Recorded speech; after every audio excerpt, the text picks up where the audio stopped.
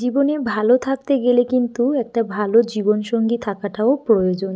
ভালো জীবনসঙ্গী বলতে যার টাকা পয়সা আছে অনেক, কিংবা যার বড় বাড়ি আছে, কিংবা যে খুব স্মার্ট, না, এরকমটা নয়। ভালো জীবনসঙ্গী বলতে যার কাছে গেলে তোমার মুখে অটোমেটিক একটা হাসি আসে, কিংবা যার কাছে গেলে তুমি মনের দিক থেকে অনেকটা শান্তি পাও, ওই যেমনটা তুমি মানসিক শান্তি পাও আর কি।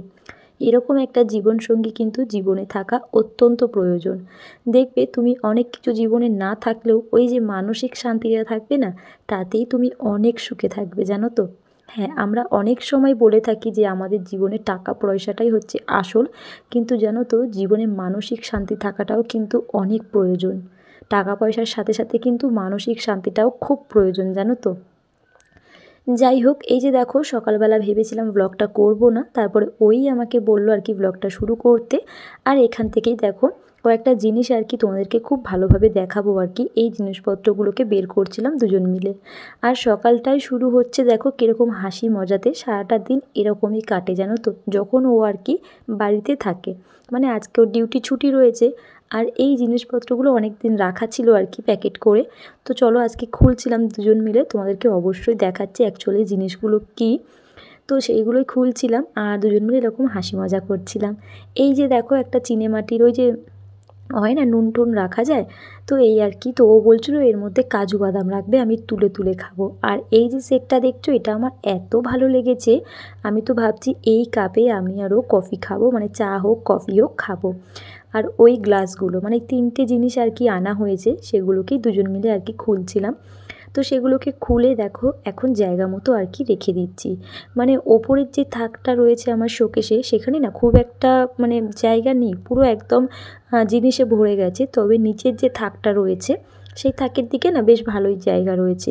তো ওপরের থাকটাতে আমি কাঁচের গ্লাস রাখছি, আর নিচের যে থাকটা রয়েছে তার মধ্যে ওই যে 2টো কাপ আর প্লেটটা রয়েছে ওইটাকে রাখবো।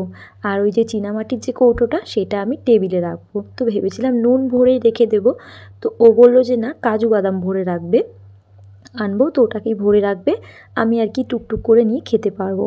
তো সেই জন্যই ভাবলাম, তো আপাতত ওটাতে এখনও কিচ্ছু রাখিনি কৌটোটাতে, ওটা আপাতত টেবিলেই রেখেছি। আর এই যে আমি শোকেসটাকে গুছিয়ে নিয়েছি। শোকেসটা গুছিয়ে নিয়ে ও গেল একটু বাইরের দিকে, আর আমি এখন যাচ্ছি আর কি রান্নাঘরে। আসলে জানো তো বন্ধুরা, ভেবেছিলাম ভ্লগ আজকে করব না। ওই যে বললাম, ও যেদিন ছুটি থাকে ও নিজেই বলে দেয় ভ্লগ করো না, ভ্লগ করতে থাকলে তুমি খুব ব্যস্ত থাকো, তো আমি যেদিন ছুটি করব সেদিন তুমি ভ্লগ করবে না। তো সেই অনুযায়ী ভেবেছিলাম যে ভ্লগ আজকে আর করব না। তবে পরক্ষণে সকালবেলা ওই বললো উঠে যে ব্লগটা চালু করো, তুমি তো প্রতিদিনই কী করো না করো সবটাই শেয়ার করো, তাহলে তুমি ব্লগটা শুরু করো। যাই হোক, সেই অনুযায়ী কিন্তু আমি ব্লগটাও শুরু করেছি। আর ও আজকে আমাকে ব্লগে অনেকটা হেল্প করেছে, মানে ফোনটা ধরে দেওয়াতে। তো বেশ অনেকটা হেল্পই হয়েছে, মানে সারাদিনই আমি স্ট্যান্ডে রেখেই ব্লগ করি, তো আজকে আমাকে অনেকটা হেল্পও করে দিয়েছে। যাই হোক, এদিকে এখন বসিয়ে নিয়েছি পাস্তা। কিছুটা পাস্তা রেখে দিয়েছি আর কিছুটা পাস্তা এখন করছি। ওই 200 না 250 মতো এনেছিল, মনে নেই একটা, তো কিছুটা আমি রেখে দিয়েছি জানো তো। তো চলো, কথা তো বললাম, ব্লগটাও শুরু করলাম। এদিকে তো আমার ইন্ট্রোটা দেওয়া হয়নি।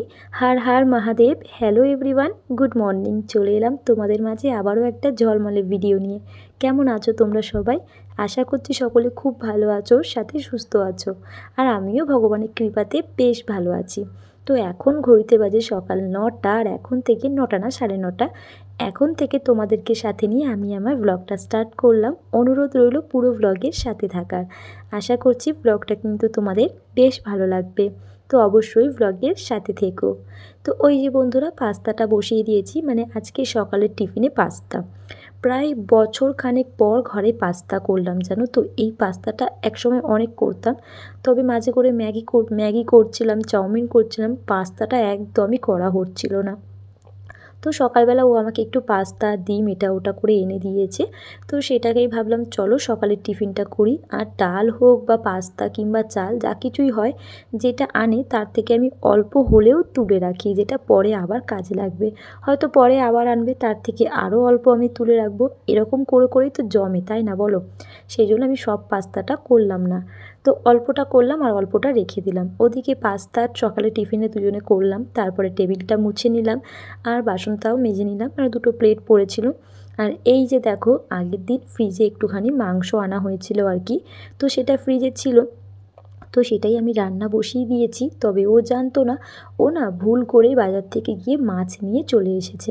তো মাছ আনার পর আমি বললাম যে ঘরে তো মাংস ছিলই, তো বললো আমাকে কি তুমি বলেছো? তো যাই হোক, ওকে আমার বলা হয়নি, তো সেই জন্য ও আবার মাছ নিয়ে চলে এসেছে। যাই হোক, মাছটা ভাবলাম ধুয়ে ধায়ে পরিষ্কার করে ভেজে রেখে দিই, আগের দিন মাছ আমার হয়ে যাবে, মানে আগের দিনের জোগাড়টা হয়ে গেল আর কি।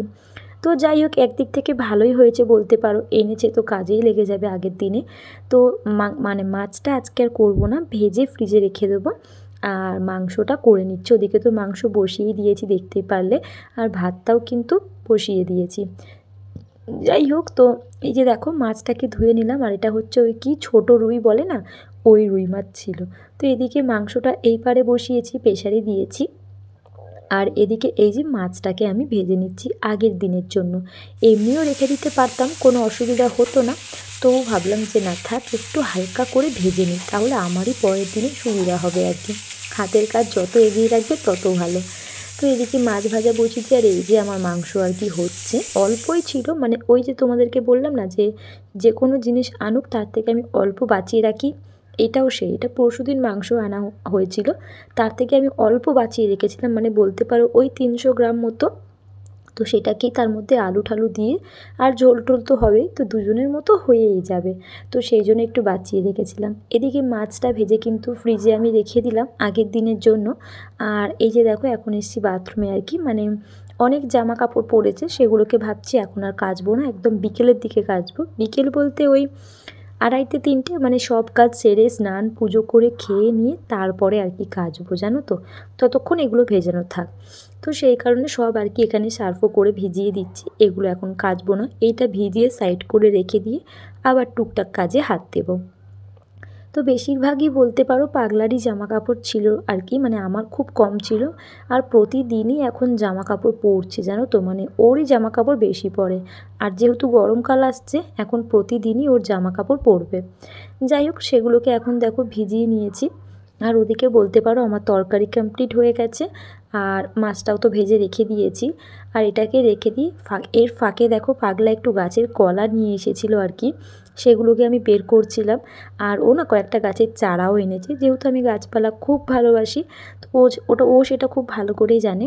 তো কী গাছের মানে চারা নিয়ে এসেছিলো সেটাই আমি এখন আপাতত বের করছিলাম। আর এই যে দেখো কাঁচা কলা, তো মামিও এসেছিলো, বলছিল আমাকেও একটু চারা দিস, যেহেতু ফুল গাছ মামিও খুব পছন্দ করে, বললো আমাকেও দুটো চারা দিস। তবে জানো তো, দুর্ভাগ্যবশত গাছটা আমি বসাতেই ভুলে গেছি, যেহেতু দুপুর টাইমে বের করেছি, ভাবলাম দুপুরবেলা বসাবো, বিকেলের দিকে বসাবো, কিন্তু জানো তো বিকেলবেলা পুরো ভুলে গেছি। ওই যে বিকেলে আমার অনেক কাজ পড়ে, জানো তো, মাথায় একদম কিচ্ছু থাকে না। নিজেরই এত কষ্ট হচ্ছিল যে এত কষ্ট করে যত্ন করে গাছের চারাগুলো আমার জন্য এনেছিল, সেটা আমি আর বসাতে পারিনি। যাই হোক, এই যে দেখো গাছপালাগুলোকে বের করছিলাম, সাথে ছিল ওই কি পাকা কলা আর কি, এটাকে পাকাতে হবে। তারপরে এর ফাঁকে গেলাম স্নানে, আর দুজন মিলে এরপর খেতে বসবো। এই যে দেখো একদম কষা কষা মাংসের তরকারি, সাথে ছিল একটু স্যালাড, মানে পেঁয়াজ আর শসা কাটা ছিল, আর ভাত, ব্যাস এইটুকুই, মানে একটা তরকারি আর ভাত ছিল। তো চলো টাটা।